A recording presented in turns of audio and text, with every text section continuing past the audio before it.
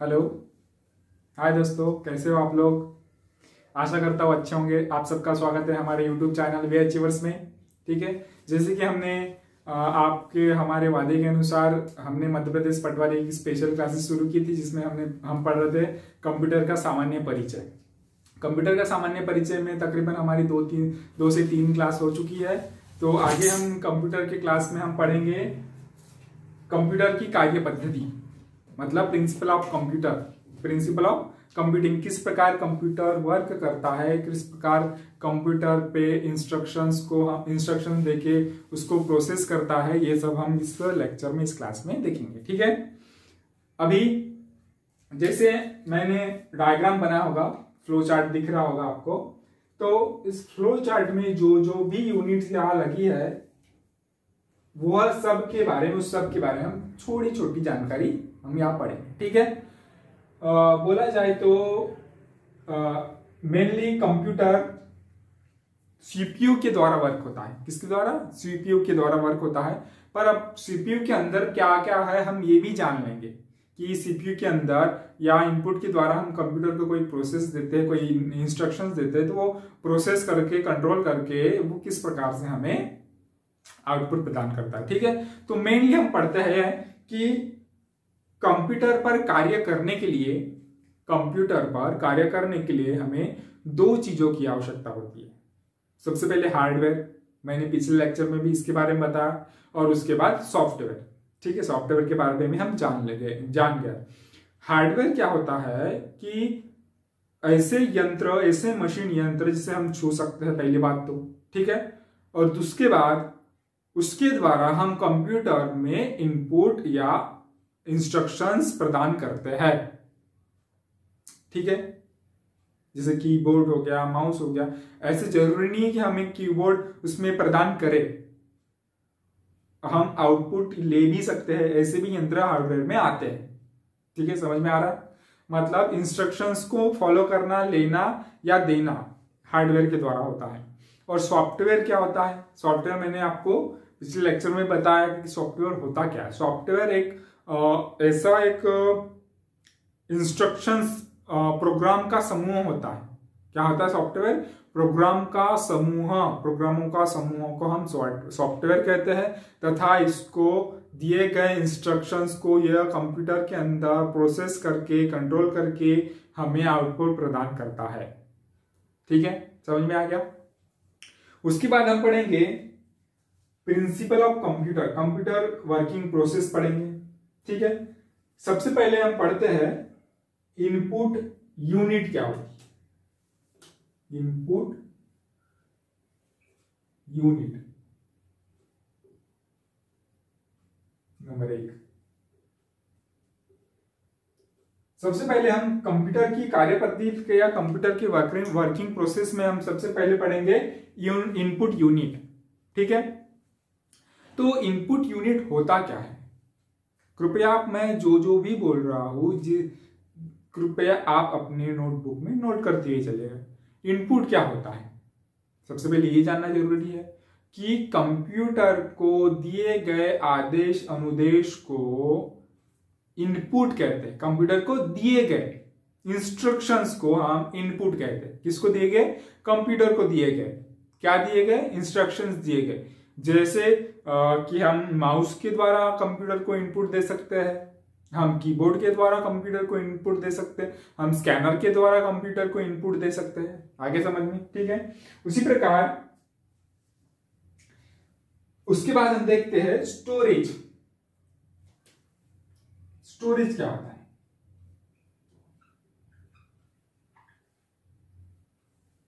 Storage या जिसे हिंदी में बोलते हैं भंडारण। जैसे हमें सबको मालूम होगा कि हमें अगर किसी डाटा को स्टोर करके रखना है तो वो कहाँ स्टोर होगी? वो मेमोरी में स्टोर होगी। मेमोरी कौन कौन सी मेमोरी है, किस प्रकार की मेमोरी, हम आगे पढ़ेंगे। ठीक है, तो मेमोरी में स्टोर होगी। किस फॉर्म में होगी? डाटा के फॉर्म में। कौन से? बाइनरी डाटा के फॉर्म में, 0 1 के फॉर्म में वह स्टोर होगी। क्योंकि बाइनरी लैंग्वेज ये मशीनी लैंग्वेज है, और कंप्यूटर सिर्फ बाइनरी मशीनी लैंग्वेज समझता है, अन्य दूसरी लैंग्वेज नहीं। ठीक है, तो किस फॉर्म में से होगा? स्टोरेज किस फॉर्म में होगा? वह बाइनरी लैंग्वेज में स्टोर होगा। कहाँ होगा? वो मेमोरी में होगा। कंप्यूटर में दो प्रकार की मेमोरी लगाई जाती है, एक द्वितीयक मेमोरी जिसे हम सहायक मेमोरी कहते हैं, एक प्राइमरी मेमोरी जिसे हम मेन मेमोरी कहते हैं। ठीक है, मेमोरी में के अंदर किस कौन कौन सी मेमोरी आती है हम आगे जानेंगे। ठीक है, उसी के साथ स्टोरेज समझ में क्या हो गया? भंडारण, यानी कोई भी डाटा को जमा करने या स्टोर करने के प्रोसेस को हम स्टोरेज कहते हैं। इसके बाद हम पढ़ते हैं प्रोसेसिंग।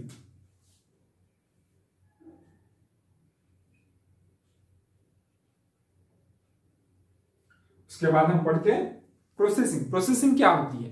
अब हमने इनपुट के माध्यम से इंस्ट्रक्शंस तो दे दिए है कंप्यूटर को, ठीक है, पर हमें उसको अंदर कार्य करके, हमें प्रोसेस करके हमें आउटपुट चाहिए ना। तो प्रोसेसिंग वह होता है, प्रोसेसिंग मेनली होता है सीपीयू के अंदर या कंट्रोल यूनिट के अंदर या एएलयू के अंदर। वह प्रोसेस करके हमें अपना डाटा यानी हमें अपना आउटपुट प्रदान करता है। समझ में आ गया प्रोसेसिंग क्या होती है? उसके बाद प्रोसेसिंग में मेनली हम बोल सकते हैं तार्किक, अंकगणितीय विश्लेषण होता है। मतलब बोला जाता है कि यह एक दिमाग के तौर पर कार्य करता है, जो हम इंस्ट्रक्शन दे रहे हैं उसको, और वह हमें आउटपुट प्रदान करता है प्रोसेसिंग के बाद। ठीक है, उसके बाद हम पढ़ेंगे आउटपुट। आउटपुट क्या होता है?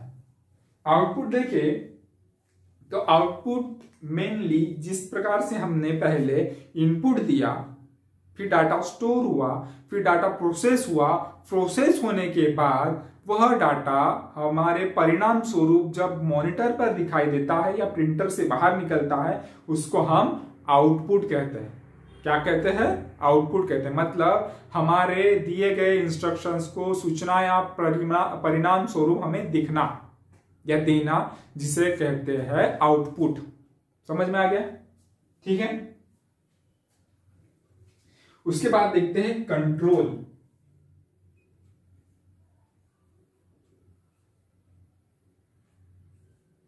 कंट्रोल क्या होता है?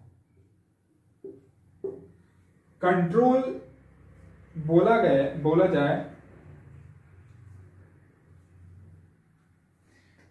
जैसे कि हमने इनपुट के माध्यम से इंस्ट्रक्शंस दिए, ठीक है, इनपुट के माध्यम से इंस्ट्रक्शंस दिए, उसके बाद वो स्टोरेज हुआ, फिर प्रोसेस हुआ, फिर आउटपुट दिया। पर उसके पहले जो दिए गए निर्देश है, जो दिए गए इंस्ट्रक्शंस है, उसको नियंत्रित करना तथा कंप्यूटर हार्डवेयर सॉफ्टवेयर के मध्य तालमेल स्थापित करना, ये कंट्रोल यूनिट के अंदर होता है। समझ में आ गया? ठीक है, यह हो गई मेनली कंप्यूटर का प्रिंसिपल, या बोला जाए कि कंप्यूटर की कार्य प्रणाली, जो वर्किंग प्रोसेस है। यह है 5 स्टेप्स के द्वारा हमें आउटपुट प्रदान होता है। कितने स्टेप के द्वारा?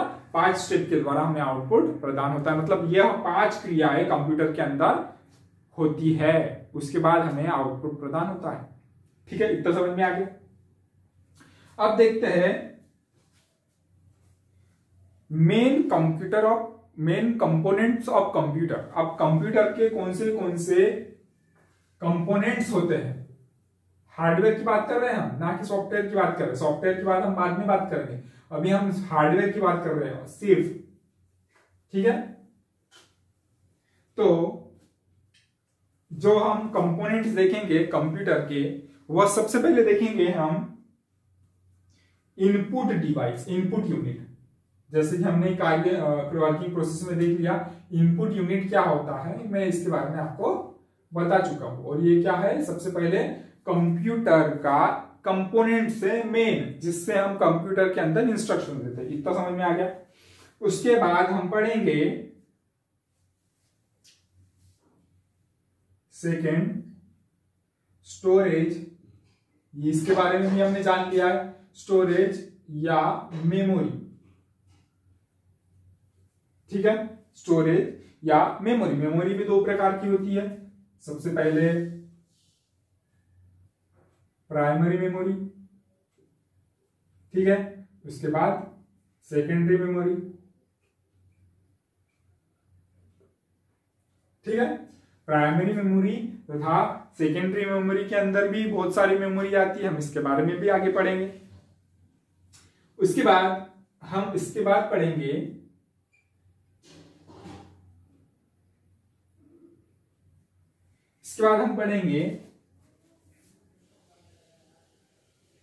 System unit. कौन सा पढ़ेंगे? System unit. सिस्टम यूनिट के अंदर पढ़ेंगे हम मदरबोर्ड,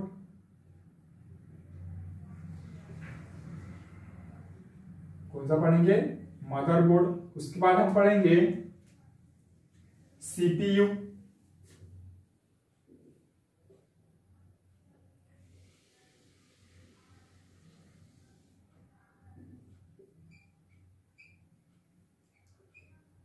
सेंट्रल प्रोसेसिंग यूनिट। ठीक है। उसके बाद हम पढ़ेंगे इसी के अंतर्गत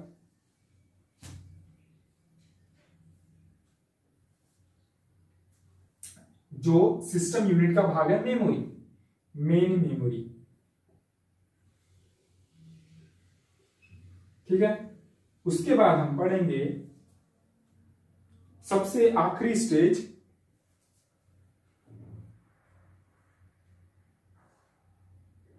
आउटपुट यूनिट। ठीक है, आउटपुट यूनिट। आपको यह डायग्राम मेरे बोलने से आपको धीरे धीरे समझ में आ गया। सबसे पहले हम इनपुट देंगे इसके अंतर्गत, फिर उसके बाद वह स्टोरेज यूनिट में जाएगा। स्टोरेज यूनिट के बाद मदरबोर्ड, कंट्रोल यूनिट तथा एएलयू अर्थमेटिक लॉजिक यूनिट से गणितीय तथा तार्किक क्रियाएं होंगी, वह प्रोसेस होगा। उसके बाद हमें आउटपुट के द्वारा, आउटपुट के माध्यम से हमें परिणाम मिल जाएगा। ठीक है। अब हम पढ़ते हैं सबसे पहले इनपुट डिवाइस क्या होता है।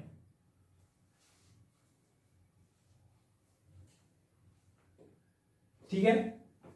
इनपुट डिवाइस, जैसे मैंने सबसे पहले बताया कि इनपुट डिवाइस क्या होता है। इनपुट डिवाइस हम कंप्यूटर में इनपुट देते हैं, वो भी किस फॉर्म में? बाइनरी कोडिंग के फॉर्म में, 0-1 के फॉर्म में, क्योंकि कंप्यूटर सिर्फ बाइनरी मशीनी भाषा समझता है। और इसकी मुख्य कार्य क्या है? इसका मुख्य कार्य सिर्फ इतना ही है कि यह डाटा, इंस्ट्रक्शंस तथा प्रोग्राम्स को एक्सेप्ट करता है या अपने पास लेता है, यानी इनपुट करता है। ठीक है। उसके बाद दूसरा कार्य क्या है कि यह फिर उस दिए हुए इंस्ट्रक्शंस या प्रोग्राम या डाटा को वह मशीनी भाषा बाइनरी लैंग्वेज या बाइनरी कोड में बदल देता है, क्योंकि कंप्यूटर बाइनरी कोड जानता है सिर्फ। ठीक है। सबसे पहले हमने इनपुट के माध्यम से, इनपुट यूनिट का क्या कार्य है? सबसे पहले हमने उसके अंदर इनपुट लिए, किस फॉर्म में? डाटा, इंस्ट्रक्शंस या प्रोग्राम की फॉर्म में। उसके बाद उसने उस इंस्ट्रक्शंस को बाइनरी कोड में बदल दिया, क्योंकि कंप्यूटर बाइनरी कोड भाषा जानता है। उसके बाद वह क्या करता है? फिर उसके बाद वह बदले हुए कोड, यानी बाइनरी जो कोड बदल गया, वो कंप्यूटर सिस्टम में देता है। इतना समझ में आ गया? ठीक है। ठीक है।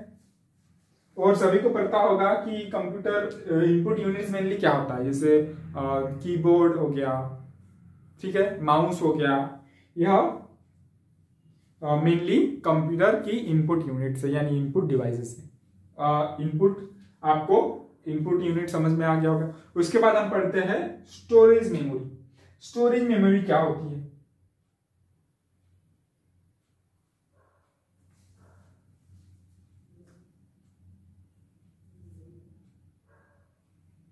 स्टोरेज मेमोरी वह होता है जिसके अंदर, जैसे हमने इनपुट दिए तो वह बाइनरी कोड अपने पास, मेमोरी अपने पास सेव कर लेती है।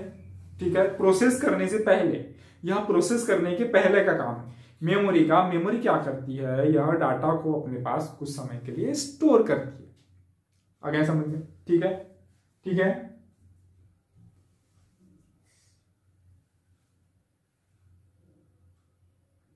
उसके बाद हम जब प्राइमरी मेमोरी पढ़ते हैं, इसी के अंदर जब हम उसके जब सब क्रॉस पढ़ते हैं, तो प्राइमरी मेमोरी के दो भाग है, प्राइमरी तथा सेकेंडरी। प्राइमरी मेमोरी जब हम पढ़ते हैं तो प्राइमरी मेमोरी के अंदर इसकी क्या होता है? प्राइमरी मेमोरी के अंदर यह भी एक इलेक्ट्रॉनिक्स छोटी चिप या मशीन होती है। ठीक है, समझ में आ गया। तथा इसकी गति तीव्र होती है, परंतु ये अस्थायी मेमोरी होती है। ये कौन सी मेमोरी होती है? अस्थायी मेमोरी। ओके, इसकी गति तीव्र होती है परंतु ये अस्थायी मेमोरी होती है।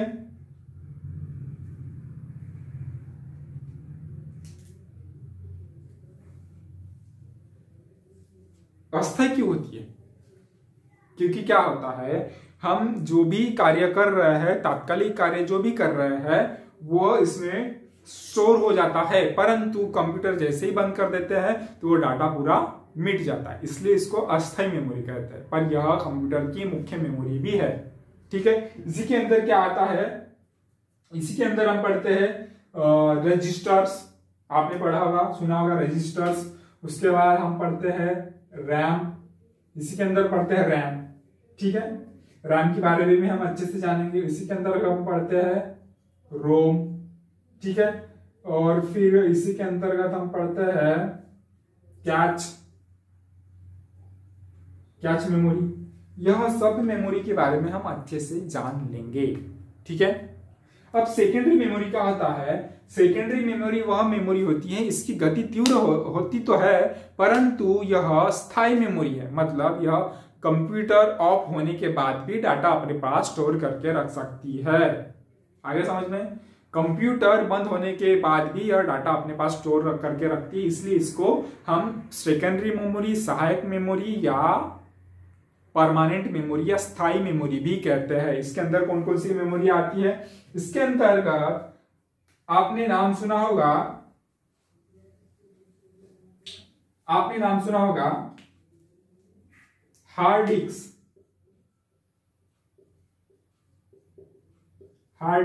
मैग्नेटिक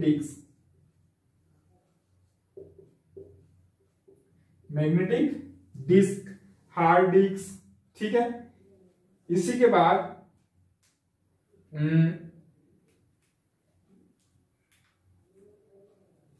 सीडी का नाम सुना होगा आपने, डीवीडी का नाम सुना होगा। यह सब ही इसी के सेकेंडरी मेमोरी के अंतर्गत आती है, या ऑप्टिकल डिस्क बोला जाए, इसी के अंदर आते हैं। ठीक है, अब हम पढ़ते हैं सिस्टम यूनिट क्या होता है। कौन सी? सिस्टम यूनिट, जो मैं यहां लिख के दिया हूं, सिस्टम यूनिट, जिसके अंदर मदरबोर्ड, सीपीयू तथा मेन मेमोरी आती है। तो सिस्टम यूनिट वह होता है जिसमें हम दिए गए इंस्ट्रक्शंस को प्रोसेस करते हैं। प्रोसेस करने के बाद हमें आउटपुट प्रदान होता है। तो प्रोसेस किस प्रकार से होता है? सबसे पहले मदरबोर्ड होता है। मदरबोर्ड के अंदर कंट्रोल यूनिट तथा ALU, अर्थमेटिक लॉजिकल यूनिट लगे होते हैं। समझ में आ गया? ठीक है, ठीक है। मदर यूनिट क्या होता है? यह मुख्यतः एक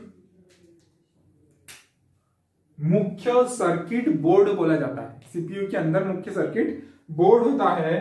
ठीक है, जिसके अंदर कई प्रकार के उपकरण लगे होते हैं। कई प्रकार के उपकरण मतलब जैसे मैंने बताया, मेमोरी लगी होती है, वहां हार्ड डिस्क लगी होगी, वहां कंट्रोल यूनिट होगा, वहां ALU लगा होगा, उसको हम मदरबोर्ड बोलेंगे। ठीक है, ठीक है। यानी मुख्य मुख्य कार्य, सभी कार्य हम उसके अंतर्गत हम कंप्यूटर के करते हैं। आगे समझ में? ठीक है, ठीक है। उसके बाद जब इसके अंतर्गत लगे हुए जब हम यूनिट्स देखते हैं, तो इसके अंदर इनपुट यूनिट मुख्यतः होता है लगा। इसके अंतर्गत हम लगा सकते हैं hard disk, floppy disk, CD drive, DVD drive. ये सभी चीजें मदरबोर्ड पे हम फिट कर सकते हैं या उपकरण लगा सकते हैं। ठीक है, आगे समझ में आ गया? उसके बाद हम पढ़ते हैं CPU। क्या पढ़ते हैं? CPU। हमने प्राइमरी मेमोरी पढ़ ली, इनपुट डिवाइस, आउटपुट पढ़ेंगे, स्टोरेज मेमोरी पढ़ ली है। प्राइमरी मेमोरी क्या होती है? रैम, रोम, कैच। सेकेंडरी क्या होती है? Hard disk, CD, magnetic disk. Motherboard क्या होता है? जिसमें सभी तरह के उपकरण या यूनिट लगी होती है, उसको हम मदरबोर्ड के या मुख्य सर्किट बोर्ड भी होता है। और CPU क्या होता है? CPU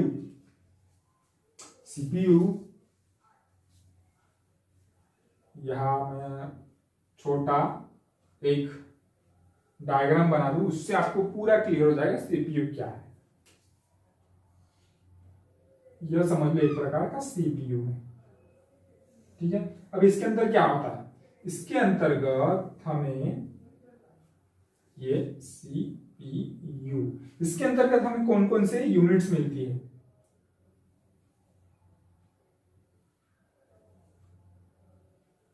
ठीक है,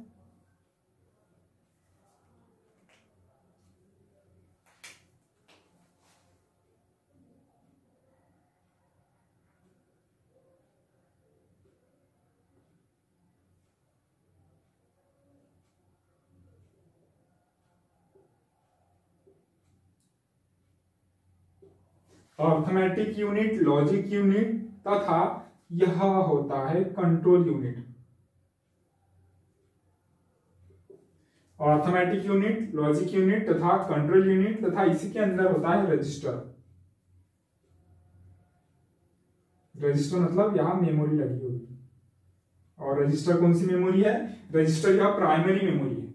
और प्राइमरी मेमोरी क्यों यूज होती है हम आगे पढ़ेंगे। ठीक है, तो रजिस्टर लगा होता है, कंट्रोल यूनिट लगा होता है, अर्थमेटिक लॉजिक यूनिट लगा होता है तथा लॉजिक यूनिट भी यहां लगा होता है। तो यह किस प्रकार से कार्य करता है हम ये देख लेते हैं। सीपीयू को, जैसे मैंने पहले भी बताया था कि सीपीयू को कंप्यूटर का ब्रेन या मस्तिष्क कहा जाता है। ठीक है, मस्तिष्क कहा जाता है, और यह कंप्यूटर को दिए गए सभी कार्यों को नियंत्रित निर्देशित करता है। क्या करता है, नियंत्रित तथा निर्देशित करता है। उसी के बाद तथा यह दिए गए निर्देश को प्रोसेस करने का कार्य करता है। कौन से करने का, प्रोसेस करने का। दिए गए निर्देश को यह प्रोसेस करने का कार्य करता है। इतना समझ में आ गया। उसके बाद आजकल सीपीयू में चिप लगी हुई थी जिसे हम अभी आईसी कहते हैं। क्या कहते हैं, आईसी कहते हैं। आजकल आईसी इंटीग्रेटेड सर्किट लगे होते हैं। मतलब पहले के जमाने में आपने देखा होगा कि कंप्यूटर बड़े बड़े होते थे, अब फ्लैट स्लिम आने लगे हैं। क्योंकि क्या है कि वहां जब आईसी का उपयोग नहीं होता था तब ट्रांजिस्टर का उपयोग होता था। आगे समझ में, तो ट्रांजिस्टर जो उपकरण थे, जो डिवाइस थे, वो बड़े बड़े थे, तो उसकी वजह से उसका आकार बड़ा होता था। आज के जमाने में आईसीज आ गई जो प्रोग्रामेबल चिप्स रहती है, जिसके अंदर हम प्रोग्राम के द्वारा चिप्स फिट करते हैं। तो उसके छोटे से बॉक्स में भी सब कुछ एक जगह समाया रहता। इसलिए आजकल के जमाने में कंप्यूटर थोड़ा छोटे आने लगे। ठीक है, जैसे जैसे विकास होते जा रहा है, इलेक्ट्रॉनिक्स का बोला जाए, कंप्यूटर का बोला जाए, तो वैसे वैसे अभी और छोटे छोटे डिवाइस, छोटे छोटे कंप्यूटर हमें मिलने लगे। जैसे एक प्रकार से बोल सकते हैं मिनी कंप्यूटर के अंतर्गत हम स्मार्टफोन्स भी बोल सकते हैं। मैंने एक बड़े पैमाने पर होने वाले बड़े कंप्यूटर आजकल एक छोटे हाथ में आने लगे, जिसमें कंप्यूटर के द्वारा जो काम होते हैं वो सभी काम हम अपने स्मार्टफोन्स पे कर सकते हैं। ठीक है, आगे समझ में। अब इसके मुख्य कार्य क्या है। जो भी प्रोसेस होता है, जो भी कंप्यूटर में प्रोसेस होता है, जो सीपीयू में प्रोसेस होता है, कंप्यूटर के अंदर सीपीयू और सीपीयू में जो भी प्रोसेस होता है उसको हम सीक्वेंसली फिक्स करते हैं, सीक्वेंसली निर्धारित करते हैं। तथा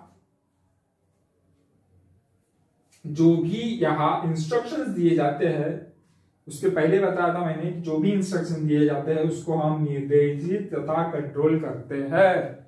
आगे इतना समझ में। उसके बाद यह सीपीयू हार्डवेयर तथा सॉफ्टवेयर में एक समन्वय स्थापित करता है। क्या करता है, हार्डवेयर तथा एक सॉफ्टवेयर में समन्वय स्थापित करता है। उसी के साथ साथ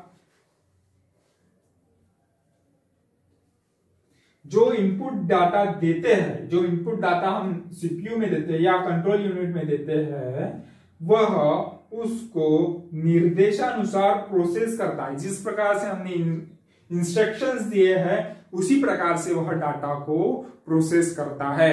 ठीक है, इतना समझ में आ गया। मेनली हमने सीपीयू को 3 भाग में बांटा है, आप देख ही रहे होंगे।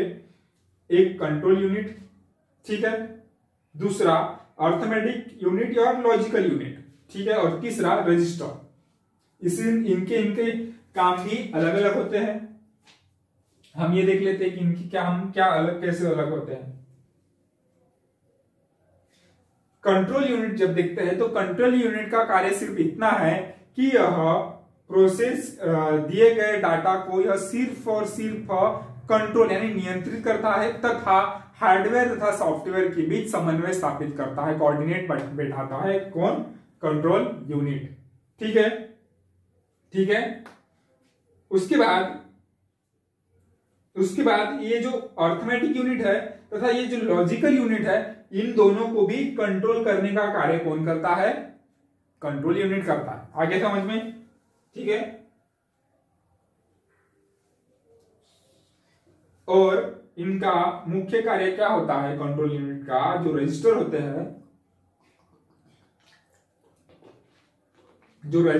हैं, मतलब जो मुख्य मेमोरी होती है, उनको तात्कालिक रूप से डाटा को स्टोर करने का भी यह कार्य करता है। डाटा यह डायरेक्ट रजिस्टर में स्टोर होगा, पर वो कर रहा था कौन है? वो रजिस्टर में कंट्रोल यूनिट कर रहा है। ठीक है, इस प्रकार से यह कंट्रोल यूनिट का कार्य हो गया। अब हम सॉफ्टवेयर देखते हैं कि सॉफ्टवेयर है क्या। सॉरी, एएलयू देखते हैं, एएलयू तथा लॉजिक यूनिट क्या है। एएलयू तथा लॉजिक यूनिट एक ऐसा उपकरण या इकाई है जिसके अंतर्गत हम दिए गए इंस्ट्रक्शंस को प्रोसेस करके किस प्रकार से प्रोसेस करेंगे? गणितीय तथा लॉजिकली, गणितीय तथा तार्किक रूप से विश्लेषित करके, गणितीय तथा तार्किक रूप से विश्लेषित करके हमें इनपुट प्रदान करता है। इतना समझ में आ गया? हमें इनपुट प्रदान करता है, इनपुट प्रदान करता है, परंतु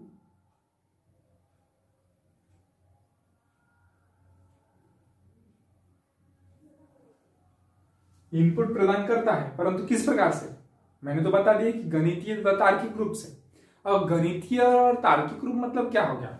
गणितीय मतलब जो अरिथमेटिक यूनिट है एएलयू, जिसका नाम है एएलयू, इसके भी दो भाग है, एक अरिथमेटिक यूनिट, एक लॉजिकल यूनिट, जिस प्रकार से आपको यहां दिख रहा होगा। तो अरिथमेटिक यूनिट में मुख्यतः कार्य कौन से होंगे? गणितीय क्रियाएं, जोड़ना, घटाना, गुणाकार करना, भागाकार करना, प्रतिशत, सभी प्रकार का कार्य कौन करेगा?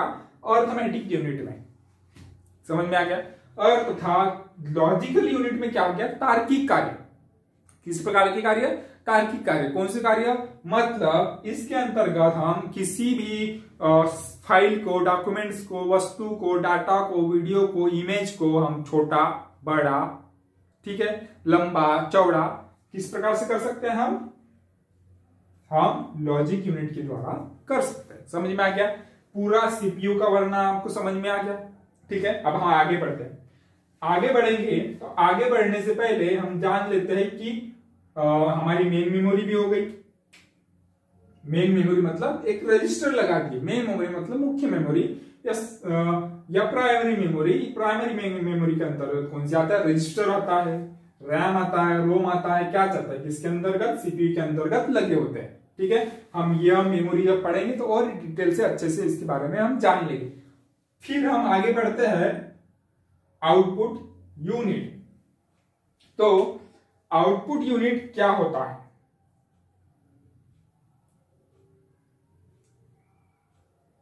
आउटपुट यूनिट जैसे इनपुट यूनिट का कार्य होता है, उसके ही विपरीत आउटपुट यूनिट का कार्य होता है। अब कैसे? आउटपुट यूनिट जैसे इनपुट यूनिट में हम डाटा या इंस्ट्रक्शन को देते हैं, उसी प्रकार हम आउटपुट यूनिट से दिए गए इंस्ट्रक्शन को परिणाम स्वरूप प्राप्त कर सकते हैं। अब कैसे? हमने तो जब इनपुट प्रदान किया, हमें उसका प्रत्युत्तर में आउटपुट चाहिए, और सिर्फ कंप्यूटर मशीनी भाषा बाइनरी लैंग्वेज समझती है। एक बात तो साफ है कि कंप्यूटर हमें परिणाम प्राप्त करता है, पर किस फॉर्म में? वह जो हम समझेंगे वह उसी फॉर्म में हमें कंप्यूटर यानी आउटपुट यूनिट हमें वापस परिणाम स्वरूप देगा। परंतु वह जब प्रोसेसिंग होगी तो सिर्फ वो बाइनरी भाषा में यहां प्रोसेसिंग होगी। इतना समझ में आ गया? परंतु जब आउटपुट यूनिट के पास आएगा वो प्रोसेस, तो वह प्रोसेस क्या करेगा? परिणाम तो दिखाएगा, पर परिणाम कैसे दिखाएगा? हम 01 01 क्या है ये तो समझ नहीं पाएंगे, परंतु 01 के फॉर्म से बदलकर वह मानव जिस भाषा को समझता है उस भाषा को हमें वह आउटपुट प्रदर्शित करेगा। तो समझ में आ गया? ठीक है।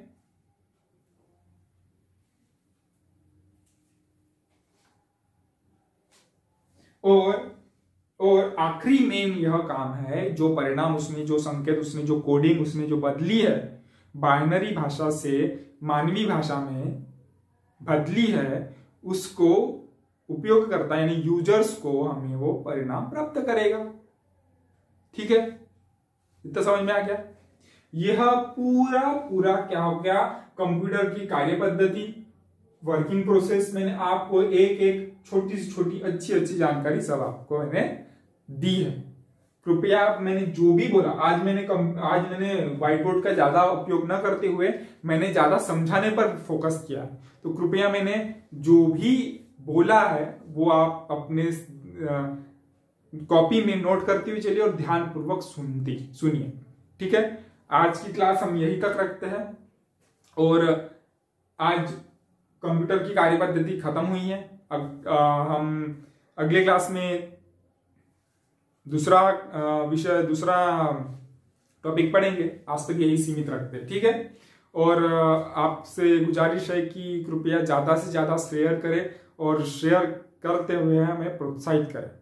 ठीक है, वीडियो अच्छा लगा होगा तो जरूर लाइक करिए और चैनल को सब्सक्राइब करिए। धन्यवाद।